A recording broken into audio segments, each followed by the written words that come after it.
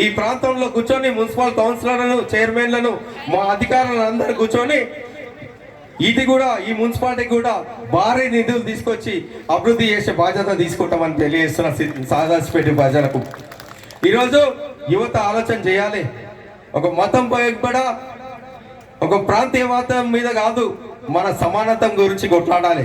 మేము కూడా మాకేం తక్కువ, మేము కూడా మాకు రిజర్వేషన్లు కావాలి,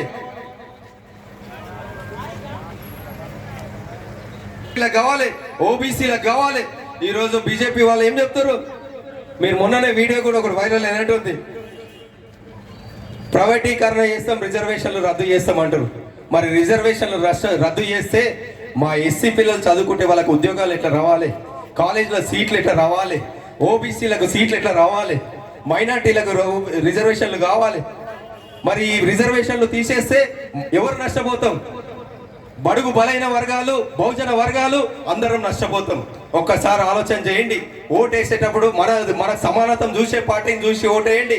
మన గురించి ఆలోచించే పార్టీ గురించి ఆలోచన చేయండి.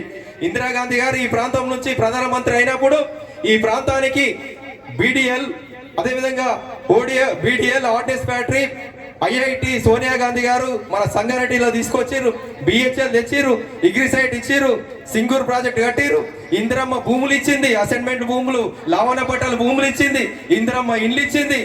ఇవన్నీ చేసింది కూడా ఇందిరాగాంధీ గారు. గత 10 ఏళ్ల నుంచి మీ ప్రభుత్వాలు ఉన్నాయి. ఒక్కరికన్నా ఈ 10 ఏళ్లలో రేషన్ కార్డులు ఇచ్చిర్రు అమ్మ మీ అందరికి? ఒకసారి ఆలోచన చేయండి. ఈ 10 ఏళ్లలో ఎవరైనా గరీబోళ్ళకి రేషన్ కార్డులు వచ్చినాయా? కనీసం 3 గుంటల భూమి ఇచ్చిర్రా? డబుల్ బెడ్రూమ్లు కట్టించిర్రా? కానీ మేము ఇస్తా అంటున్నాం. మా ప్రభుత్వం వచ్చింది, కాంగ్రెస్ ప్రభుత్వం వచ్చింది, మన అందరి ప్రభుత్వం ఉంది, ప్రజల ప్రభుత్వం ఉంది. మీకు ఇందిరమ్మ ఇండ్లు ఇస్తా అంటున్నాం, ఇండ్లు కట్టుకునేటోళ్ళకి 5 లక్షలు ఇస్తా అంటున్నాం, మీకు సమానత్వం ఇస్తా అంటున్నాం.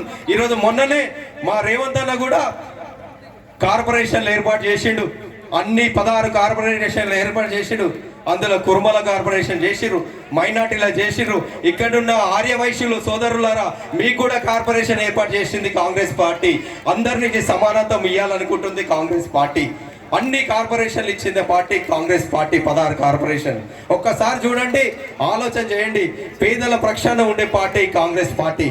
చేతి గుర్తుకు ఓటేసి గెలిపేయండి. మీ బిడ్డనైపోతా.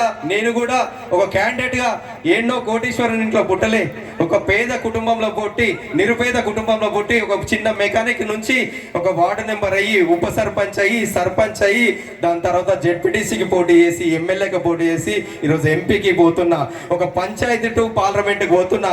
కింది వర్గాల, కింది ప్రజల కష్టాలు తెలిసిన వ్యక్తిగా ఉంటా, పేద ప్రజల కష్టాలు తెలిసిన వ్యక్తిలాగా ఉంటా. మీ కష్టం వస్తే నాకు చెప్తారు, నా కష్టం వస్తే మీకు చెప్తా. మీరే నా కుటుంబ సభ్యులని చెప్పి పనిచేసే వ్యక్తిలాగా ఉంటా, మీ సైనికులాగా పనిచేస్తానని తెలియజేస్తున్నా. ఈ అవకాశం నాకు కల్పించినందుకు సంగారెడ్డి కాన్స్టిట్యూన్సీ ప్రజలకు అందరికీ కూడా కృతజ్ఞతలు తెలియజేస్తున్నా. Thank you. జై చేతి గుర్తుకే, చేతి గుర్తుకే. Thank you.